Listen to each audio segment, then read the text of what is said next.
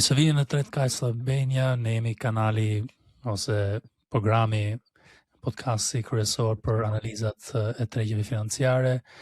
Kemi munguar këto 2 javë të fundit me angazhime të tjera dhe s'kemi pasur mundësi që të bashkohesha, unë të paktën s'kam pasur mundësi të bashkohesha me Kleo në një video call. Dhe tani po bëjmë podcastin e radhës. Përshëndetje Kleo. Përshëndetje, mirë se vini të gjithë dhe ju uroj gjithë besimtarëve gëzuar festën e Bajramit, gjithë ata që e festojnë dhe harmoni në shtëpitë tuaja. Përshëndetje Henry. Po gëzuar të gjithëve. Dhe po mendoj që të hyjmë direkt në temë, Kleo, të flasim për te, se ka ndodhur shumë gjëra këto 2 javë të fundit. Dhe shumë në temi lëvizje të ndryshme në treg. Këto 2-3 ditë të fundit ka qenë Goldi që ka pasur një crash. Mund ta quajmë sepse lëvizje shumë e rëndësishme ishte në Gold. Pastaj nafta, lëvizje euforike me luftrat. Kemi pasur tregun e aksioneve që vazhdon të anoj për poshtë dhe shite graduale, herë lart herë poshtë, po animi vazhdon poshtë. Dhe kripto që pati një shpresë për lart dhe pastaj dështoi këto 2-3 ditë të fundit. Kështu që kemi shumë gjëra të ndryshme që mund të diskutojmë këtu, edhe mundësi që ne shikojmë në treg. Ku do të fillosh ti, me çfarë pjesë mendon ti që të fillojmë në diskutimin sot?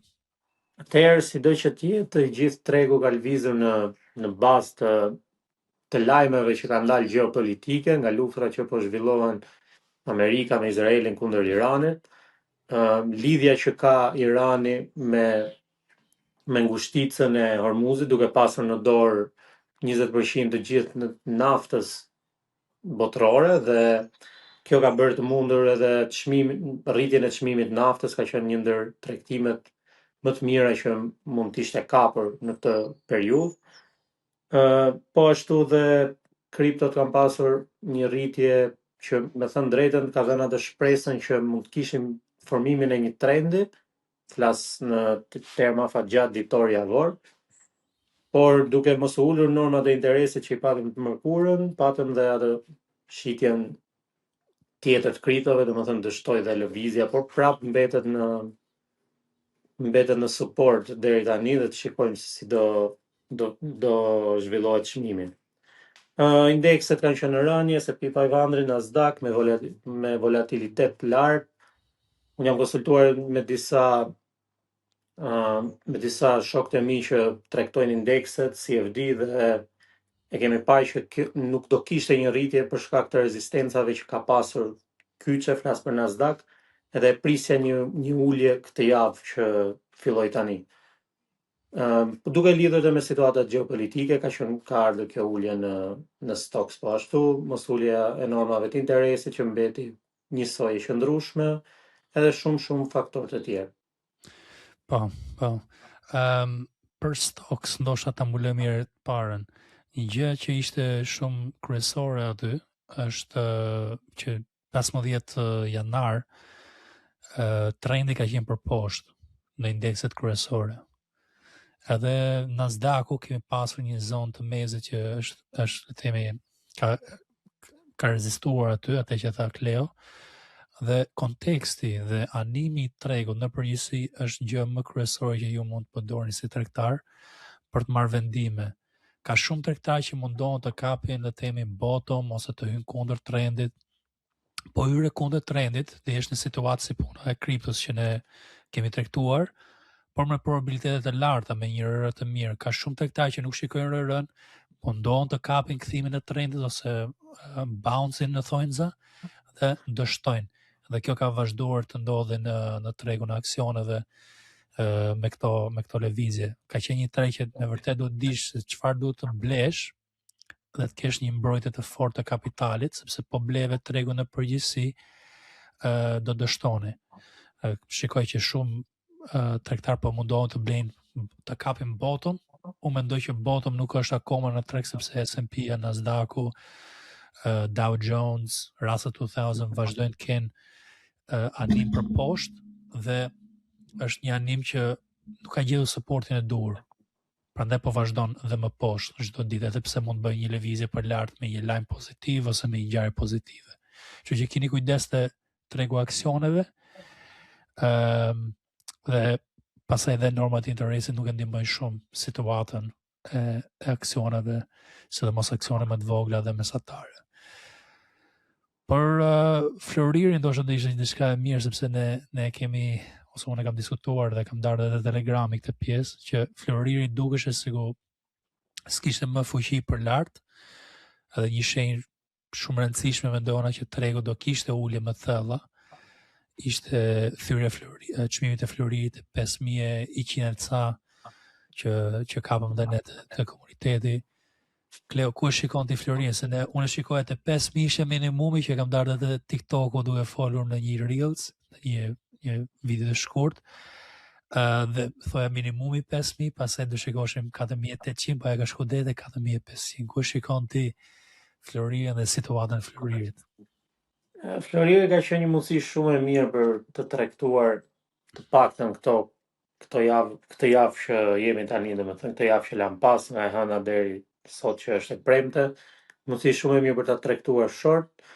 Me thënë drejtën, nuk e kam tregtuar personalisht, jam marrë më shumë me Nasdaq edhe indeksin e Hong Kong 50-s, por ka qenë mundësi shumë e mirë për ta tregtuar. Ti e ke diskutuar në rrjetet sociale dhe me disa reels që ke hedhur në TikTok, po ashtu dhe në Telegram, por gjithmonë njerëzit duhet ta kuptojnë, domethënë thelbin, ne jemi swing traders, synojmë për, ose të paktën ti luan më shumë swing, synojmë për afatgjat dhe jo lëvizje lart e poshtë momentale, por e ke tregtuar, e ke shpërndarë dhe tek grupi në Discord, dhe mendoj se kjo rënje ka një zonë suporti te ky çmim që është tani 4600, 4550, dhe pastaj po të filloj java tjetër me një vrull po ashtu për poshtë, mund të shikojmë Floririn të paktën deri te 4200, 4300 mendoj.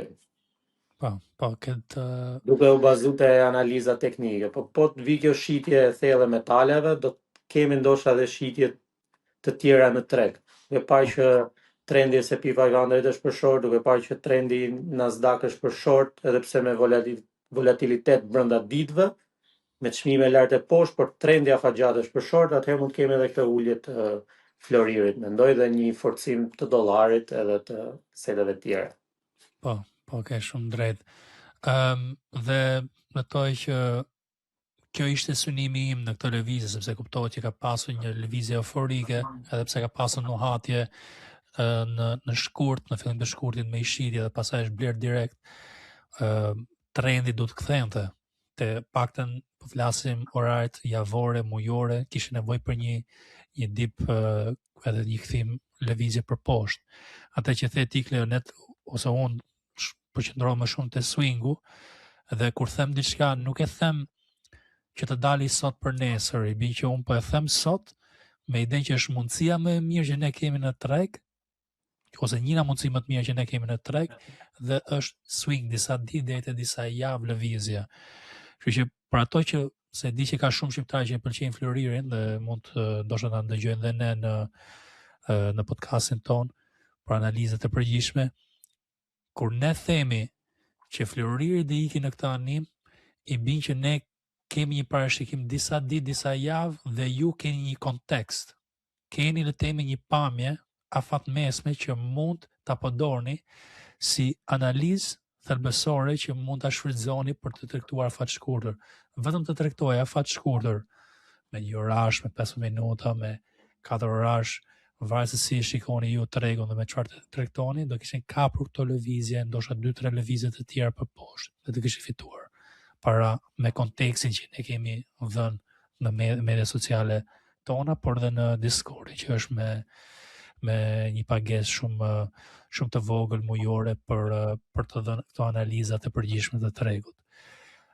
Por mundësi shumë e mirë, supporti zakonisht kjo zona që ka kapur, është një zonë historike supporti, sepse kur kap këto zona, po atë që thu ti 4.300 mund të shkoj kjo, mendoj unë, se i duhet një mirë reversion të thellë. Këtë drejtë unë bëshikoj tani dhe te grafika ime. Por diskutojmë dhe pak më vonë të ana teknikale. Floriri i bin që po bëri një lëvizje për lart, deri te 4700-800, aty du synoni vazhdimsinë e shortit, mendoj unë, ose paktën nuk këtë gjë do bëja unë te Floriri. Gjë tjetër që do të diskutoja është situatën e kriptos pak Leo, si e shikojmë ne kripton. Për mu më duket dobët dhe prandaj kam qenë edhe pak konservativ në çdo lëvizje që po bëj në kripto. Dola me pak fitore në Ethereum, pak humbje në Bitcoin, edhe Solana, që u balancu çdo gjë. Te ajo break even. Po momentin po duket si një tip supporti afat shkurtër, po që vazhdon në temi gjithë support këtu, mund të bëj vazhdimsi trendit, bëj një higher high.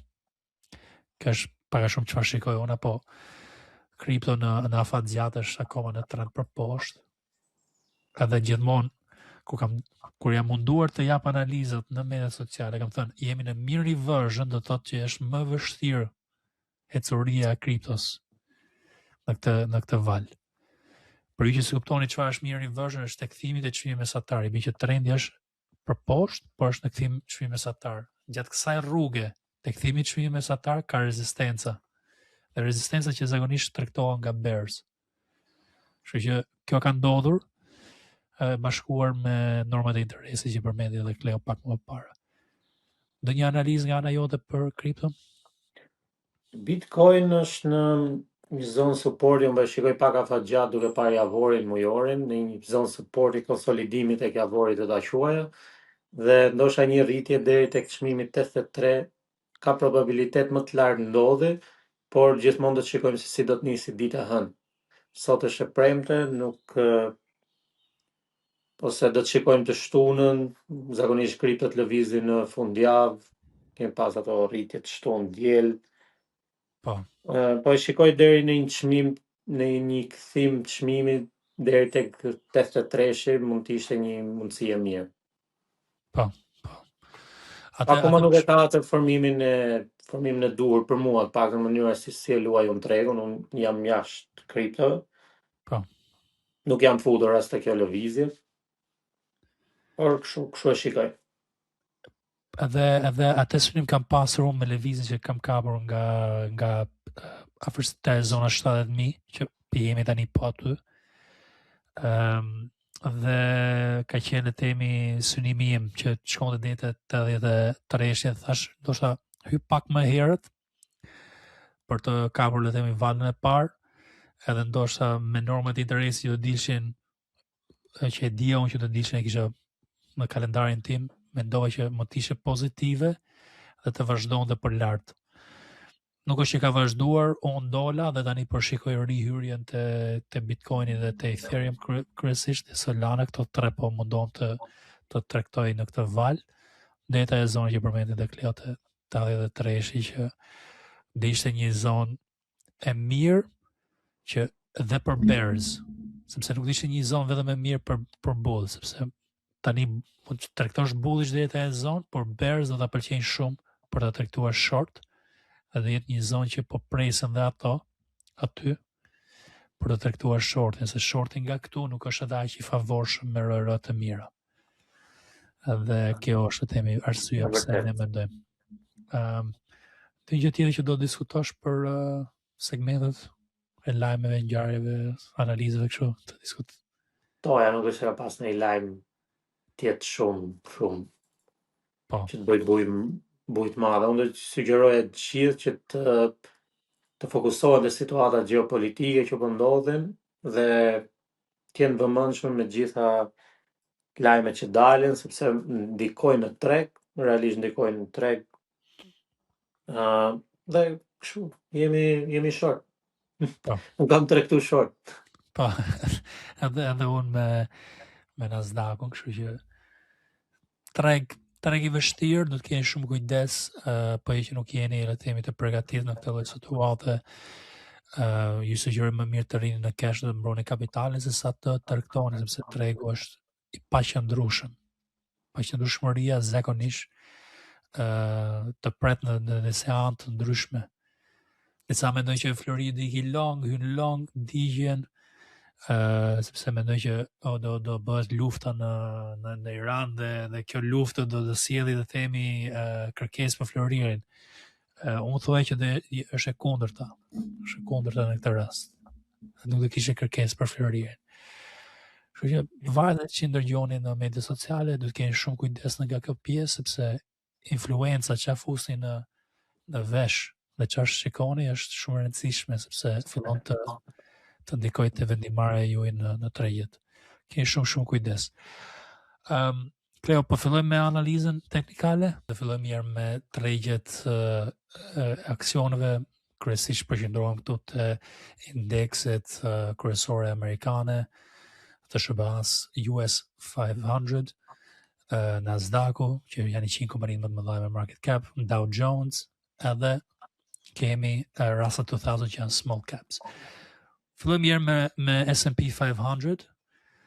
Ke këtu këtë vazhdimësisë të trendit për poshtë. Unë kam që në këtë moment këtu në janar 21 që anoj për short, sepse shikoja formimin që po bënte, edhe pse do shkonte këtu lart, do ishte shumë e rrezikshme për një distribution që ka bërë këtë periudhë. Risku ka qenë off, me kujtim mos merrni rrezik të tepruar, mos hyni long në këtë anim kur është për short kështu tregu, sepse edhe pse një aksion mund të jetë pozitiv, në përgjithësi tregu do ta tërheqi përposhtë aksionin, do të tërheqi përposhtë dhe tregu në përgjithësi, okay? Kështu që ka qenë risk off, këtë gjë i kam thënë gjithë komunitetit, gjithë kohës komunitetit tonë në Discord, nuk i dhënë kontekstin pse, duke shpjeguar arsyet, duke shpjeguar le të themi ku do shkojnë zonat, dhe këto shënime i kam bërë që përpara disa javësh, kështu që supporti është kryesori këtu tani, ku do gjej support brenda kësaj zone, dhe pastaj dihet që do bëj një bounce dhe do shkoj në një mirë reversion, ndoshta me një nga këto zonat që mund të kapi më vonë, okay? Por derisa të gjej supportin, nuk ja vlen që të hyni long dhe do të jeni short, një gjë që ne kemi bërë te Discordi, edhe Cleo short, edhe unë me Nasdaqun që kam qenë short me një tregtim që tani do të jetë diku te 40% plus me leverage që ne kemi përdorur, 1% kujtim nga rezistenca këtu kemi kapur shortin. Por vazhdoni të rini, mendimi im do të rini jashtë tregut, mos merrni rrezik, sepse do të tërheqë çdo gjë me vete tregu. Nasdaqu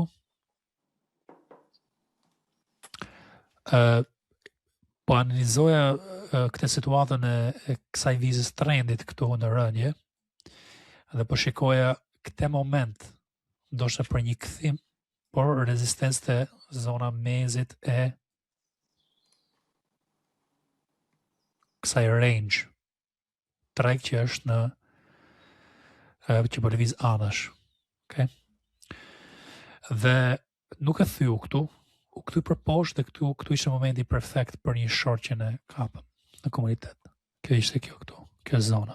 Kapëm nga zona këtu dhe kemi mbajtur këtu për poshtë deri tani, duke shitur gradualisht gjatë rrugës nga 7.5% për lëvizje. Mendoj mund të gjej support këtu, pastaj zona tjetër më poshtë unë shikoj, mendoj kjo zona 560 QQQ-ja, që është ETF-i i Nasdaqut, është kjo zonë këtu. Dhe shojmë pak gjyrën.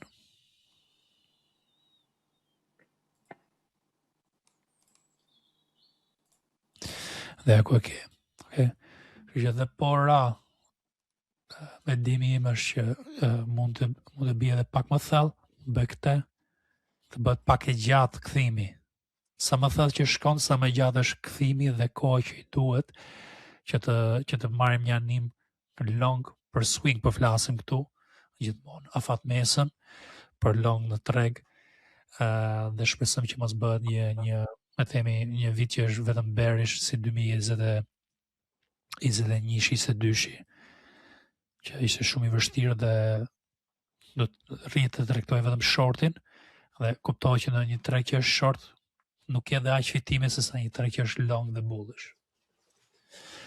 Kjo është situata, vazhdoni të rini risk off, në këtë vizë të mezit ka qenë gjithmonë risk off për mu dhe ka qenë një ideja që shorti gjithmonë dhe ishte me probabilitet më të lartë. Dow Jones është shkatruar totalisht ose një rënje më të thellë sepse ke pasur disa sektore të rëndësishëm që hynë të merren te Dow Jones industriale që patën një rritje shumë të mirë dhe mund të analizoj pak këto, po zakonisht i bëhet te Discordi se bëhet shumë gjatë podcasti. Industritë bazike, për shembull materialet dhe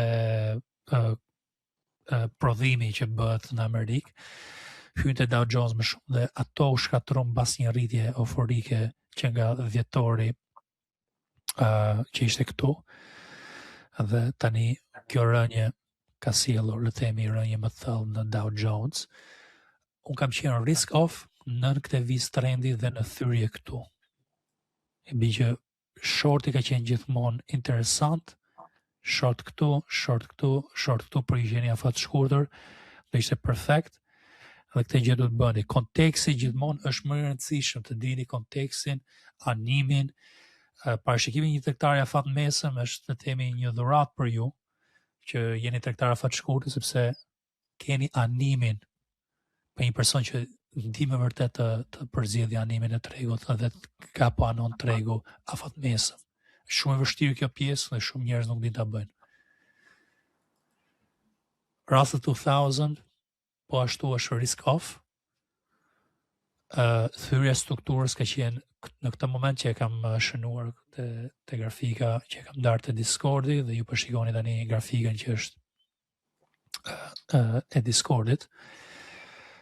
Dhe thyrja këtu ka qenë kthim trendi, ka qenë risk off gjithkohës dhe rithyrja e kësaj vizës trendit unë shikoja si mundësi se isha në këtë moment kur kam bërë shënimet për risk on. Në këto momente tani përshikoj dhe një vizë tjetër trendi, që është kjo që mund të jetë një vizë për mean reversion, jo për risk on. Thyrja e kësaj vizës kur do vi të jetë viza e mean reversion.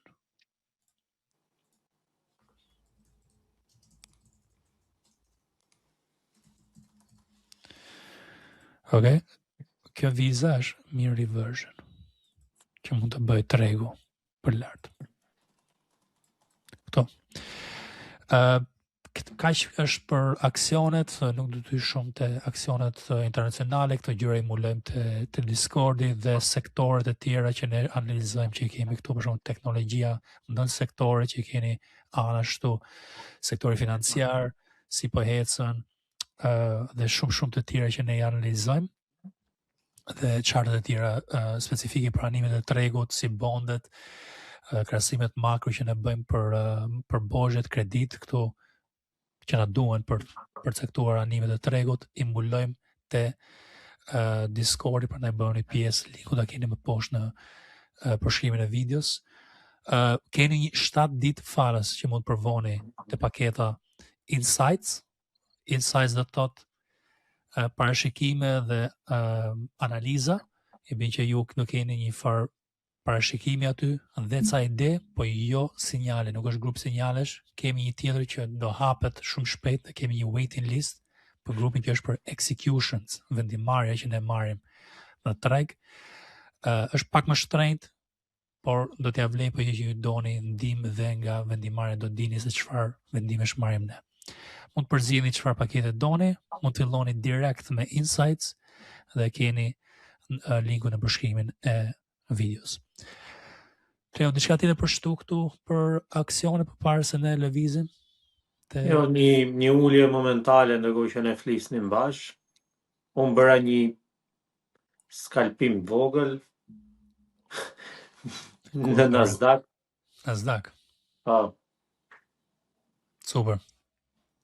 është mirë Nasdaqu për short, kështu që ja po shikoni live Kleon aty, sa e qetë duke tregtuar dhe nuk është aq stresuese tregtimi kur di se çfarë bën dhe ke rregulla të qarta pse tregton. Mund të bëni dhe gjërat e tjera dhe 2 minuta punë kur aktivizohen kriteret bëni blerjen ose shitjen që bëni dhe kaq. Okej, vazhdojmë me analizën e kriptos tani. Do analizojmë Bitcoin dhe Ethereum dhe kjo do t'japë një pamje e situatës dhe gjendjes të kriptos.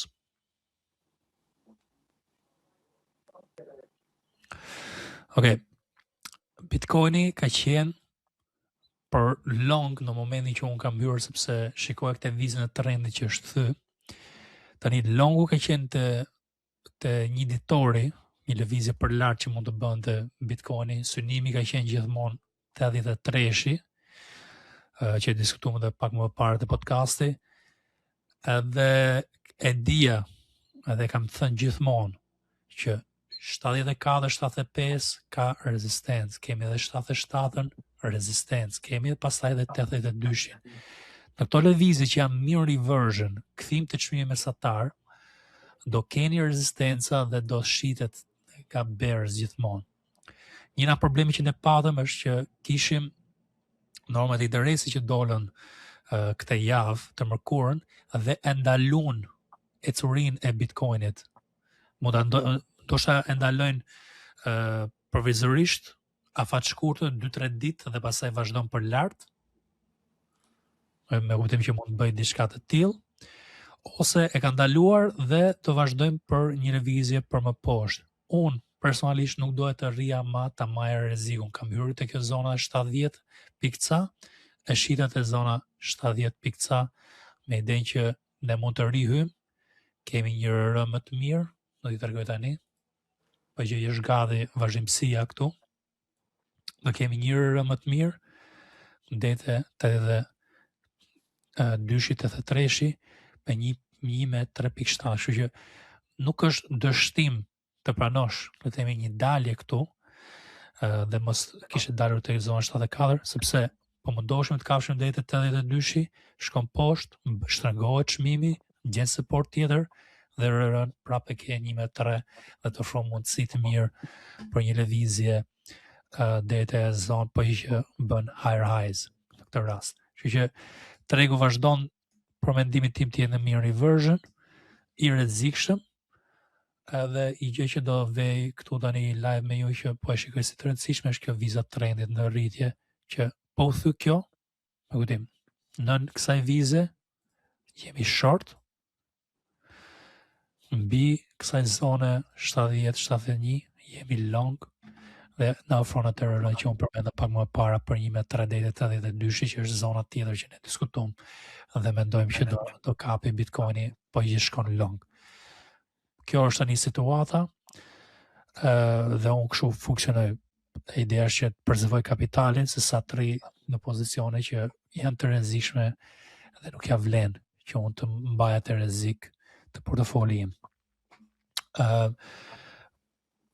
Kjo është mean reversion. Tjetër që mund të diskutojmë këtu është javori. Kjo është pjesa që do të kuptoni. Trendi javor është short. Kemi diskutuar këtë pjesë që në tetor trendi është short dhe kjo është situata dhe thyrja vizës trendi që unë përmenda pak më parë është kjo bottom këtu, kjo këtu, dhe thyrja kësajt i bi që është vazhdimësi shorti që na çon në nivele më të ulta. Kemi shumë kujdes, po që tregu është me vërtet negativ, mund të jetë një thyrje që na çon në nivele më të ulta. A do na bëj double bottom? Një ritestim të zonës 60 ca. Ose shkon për një lower low këtu.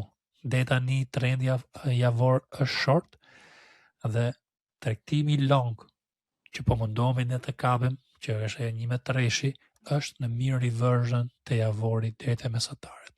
Okej, një këto dy zonat, mu shkoj deri te 93-shi, them drejtën, një valë mirë. Dhe prap quhet një mean reversion. sepse është 50% të vlerës të rënjes. Do t'ju tregoj tani. Nuk përdor Fibonacci shpesh, po ju tregoj tani. Zona 93-94 është 50% i Fibonacci, kështu që deri te 93 mund të shkoj. Prandaj jam detyruar unë të marr tregtimin. Me nëse regjistime kuptohet që rrët janë të mira dhe po pati kthim për swing, mund të shkoj me një rrë shumë të mirë dhe realizojmë diçka të rëndësishme në televizje, po që bën atë të papritur, le themi thyn 82-shin, thyn gjithë strukturat 82-shin dhe shkon te 93-94. Okay? Kjo ka qenë synimi dhe arsyeja, kuptohet te RSI-ja shumë e shitur këtu te javori dhe me RSI zakonisht del, bën dip dhe pastaj vazhdon dhe bën ca dip e lëvizja e tregut, nuk do bëhet gjithmonë e pastër nga dalja këtu, nga poshtë. Tregu, do kohën e vet me durimin. Thjesht çështja e menaxhimit të rrezikut në këtë rast më ka detyruar mua që të dilja dhe të prezervoja kapitalin për një goditje tjetër më të mirë. Kjo situata e Bitcoinit edhe Ethereum që të bëjmë një analizë të përgjithshme të altcoins pak a shumë. Shikojmë këtu, Ethereum e kam me qef, sepse edhe vitin kaluar më ka dhënë shumë profit. E kam shumë me qef të ta kapim lëvizjen e mirë nga kthimi i trendit që mund të bëj. Dhe prandaj kam tregtuar edhe më herët Ethereum te zona 2060 këtu. Mund të kisha tregtuar edhe më herët te këto zona, po s'dohet të hyj shumë në parapritje. Dohet ca konfirmime të tjera dhe ka qenë kjo zona këtu që kemi gjuajtur dhe kam dalë me pak profit dje. Po shikoni vetë pse. Shitje direkt dhe sot po tregon pak dopsi. Nuk është që është tregu akoma i fuqishëm në anën bullish. Dhe pse të majun këtë rrezik këtu kot. Dal, rri, e lej që të bëj dola me pak profit, kuptohet, e lej që të bëj punën e vet dhe pastaj ndoshta hy për tregtimin deri te 2600, më shkoj deri te 3000, po që bën valë mirë 2800 dhe na jep atë 1.3 që unë diskutova edhe për Bitcoinin këtu në këtë rast.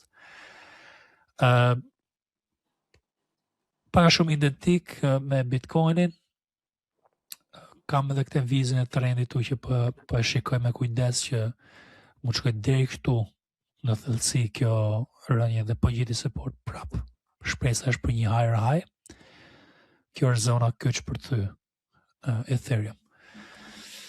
Kaq ka për kripton, për më shumë për ide që unë ndaj për kripton, watchlistet e mia çdo ditë, daily opportunities, mundësitë e ditës që ne ndajmë edhe në stocks e në kripto, mund bëni pjesë e Discordit dhe merrni shumë informacione aty dhe diskutime, gjithashtu dhe komunikim me mua, me Cleo, me antarët e tjerë që edhe ato ndajnë ca informacione aty gjatë javës.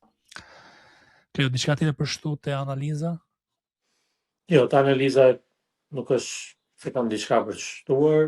Tregun e kriptove, si thashë parë, nuk e kam luajtur, më shumë jam përqendruar tek Nasdaq edhe tek indekset e disa të tjerë. Po, shumë mirë.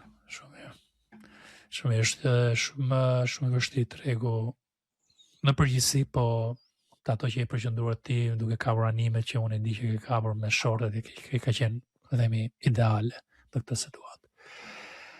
Atëherë do bëjmë dhe analizën e Forexit, okay? Unë gjithmonë ju them që Forexi është më i thjeshtë se sa mendoni, sepse mund të shikoni vetëm Dixin dhe me Dixin mund të kapni ca tregtime shumë të mira dhe të dini animet. Këtë gjë bëj unë në komunitet që ndaj Dixin. Dollar Index, ja ku e keni, analiza ime janë zakonisht e thjeshtë. Thym të vizën e trendit këtu, është long tregu. Okay? Long tregu gjithë kësaj kohe vizën e trendit këtu. Synimi ka qenë gjithmonë zona 100. Gjatë gjithë periudhës që man këte vizë trendi, vazhdoni të jeni long. Kaq. Kjo është analiza e kriptos, e forexit, dhe tani kemi një situatë që do të shikojmë se si do reagoj te izveqja dhe te viza trendit. Tu po thyu strukturën këtu dhe dollari bie, hyni long arrow. Ja ku e keni shortin. Kapim datën e kthimi që unë kam dhënë për këtu, në këtë moment, datën 18, ja ku e keni, long dollari, short arrow. Ja ku e keni. Short arrow dhe çfarë shorti keni bërë. Kështu që Forexi nuk është edhe aq i komplikuar kur dini ta tregtoni. Unë nuk e tregtoj se jam tregtar afat mesën dhe nuk më jep ndonjë gjë me vlerë. Themi me risk rewardin që unë shikoj dhe si tregtar afat mesën. Nuk du të merrem me tregtime afat shkurtër, por animi që ju do të dini me komunitetin ton dhe analizën që unë do të bëj, që analizoj dhe bondet dhe animin e tregut në përgjithësi dhe si lidhet dollari me gjendjen e tregut, është ideal për çdo tregtar, jo vetëm të aksioneve të kripto që ne përqendrohemi më shumë, por dhe të forexit. Bëni pjesë e komunitetit, është me vërtet me vlerë. Thjesht të dini që një tregtar afat mesë mendon që dollari do rritet. Do rritet për disa javë, disa muaj. Çfarë avantazhi ju jep juve në treg ky informacion? Çfarë avantazhi?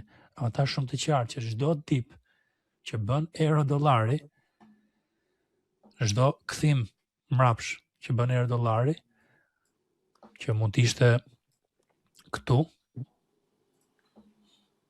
për thyrja këtu bën kthim, çfarë formimi është kjo? Është bear flag. Hy një pozicion këtu, short, direkt, more 50% e akaunti që i traktoni me 500x. Kështu që kjo është lëvizje. Mos u merrni shumë me tregtime, për mendimin tim, jashtë kontekstit dhe jashtë animit të tregut. Cleo ka qenë një nga ato që e kanë ndarë euro dollarin për short. Short ishte Cleo në komunitet? Po, short. Po, nuk e di ku e kemi, që ju tregoj se ka shumë shqiptarë që tregtojnë forexin, por nuk din të analizojnë animin e tregut. Po dojnë 2 indikator dhe mendojnë që do kapim në forexin. Ja ku e kemi këtu një sekond. Do tregojnë direkt në atë tonën. Ishte javën e parë, ka qenë fillim muaj. Ja ku e ka ndarë Cleo, çfarë date ka qenë aty? Data 10. Shikoni se çka ka bërë euro dollari mbas datës 10. Ziqa të më shumë. Mësoni animin e tregut dhe mësoni paktën si do anoj një swing trader. Komunitetin e keni vetëm $29. Sa mi lek i bin, Cleo, komuniteti? 20.000 lek. 20.000 lek. Investoni 20.000 lek në muaj. E di që kam parë unë, me qëra fjala këtu, se s'ka lidhje me tregun, po shikoj do më thënë njerëzit që ne shqiptarët e kemi, dhe unë, e kemi pak në gjithë. Shikoj për shumë që thonë, kur humbin lek, ose ata që nuk kanë dëshirë të mësojnë, çfarë bëjnë për shumë? Gjejnë gabimet, ose mendojnë ata që ti je gabim edhe të kritikojnë. Kuptoni, i shikoj dhe në Telegram, jo po ti the kështu, jo po ti ke thënë ashtu, jo po ti... Kurse ata që janë profesionista, ata që duan mësojnë, ose ata që dinë, kemi për shembull çuna në Discord, marr rastin e ndikujt se nuk kam se ja përmendej, ka të 100% me CFD, ka bërë më shumë se unë. Është profesionist, mjafton fjalët që të thotë. Faleminderit për ndihmën, për këtë, për atë. Kurse këta që humbin, ose këta që nuk dinë tregtojnë, ose nuk kanë dëshirë, këta të kritikojnë. Tash si mund të kritikoj njëri që nuk ka idenë se funksionon tregu, një profesionist që ka 15 vjet në treg. Marr rastin e Henrit, se unë kam shumë më pak. E kupton, po janë se nuk du të flas më shumë, po janë po them janë ziliqar, po janë njerëz që kritikojnë dhe që i duan gjërat gati. I parasysh këta duan t'i futesh në një grup edhe t'ju thush merr ato $100 ose ato $1000 se do të bëj milioner. Më thënë besojnë akoma këto pralla, po gjithsesi koha do t'tregoj gjithçka. Po, ne te komuniteti jon duam